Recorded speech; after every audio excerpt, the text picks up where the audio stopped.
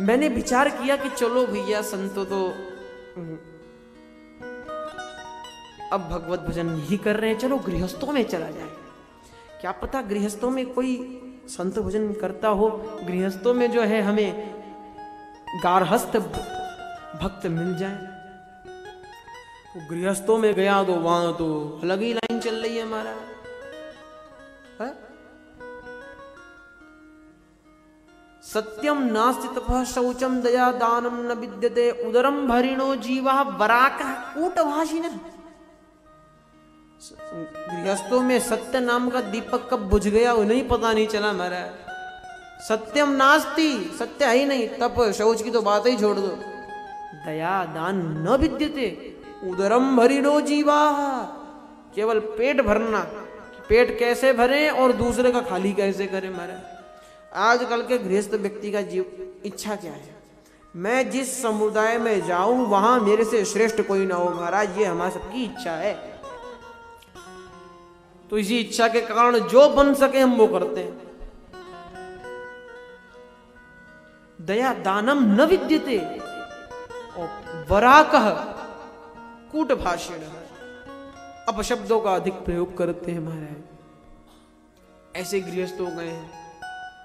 और तो और जब घर में समस्या होती है तो क्या होता है, तरुणी प्रभुतागे हे श्यालको बुद्धिदायक कन्या विक्रयणो लोभात् दंपति नांच कलगनम।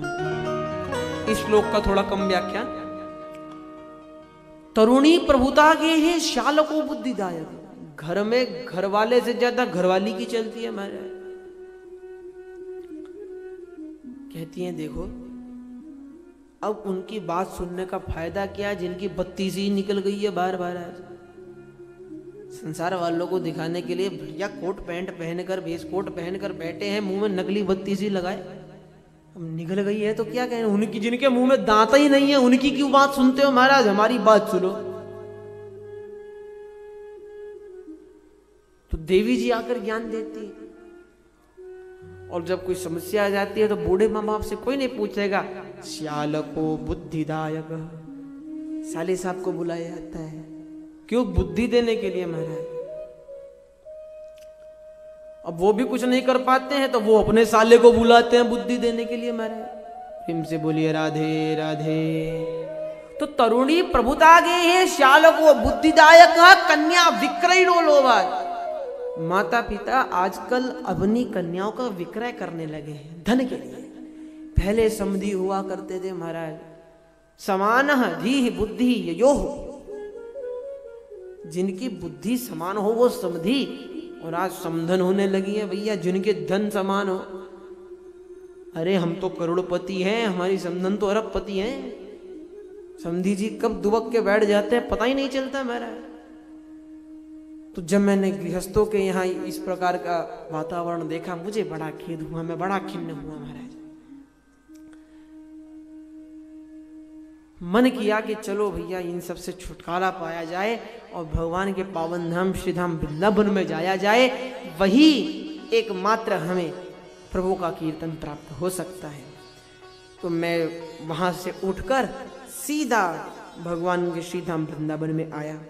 एक वृक्ष के नीचे बैठकर हरि गुणगान कर रहा था, हरि चर्चा श्रवण कर रहा था कि इतने में क्या हुआ, मुझे एक देवी जी का रुदन सुनाई दिया, एक विलाप सुनाई दिया।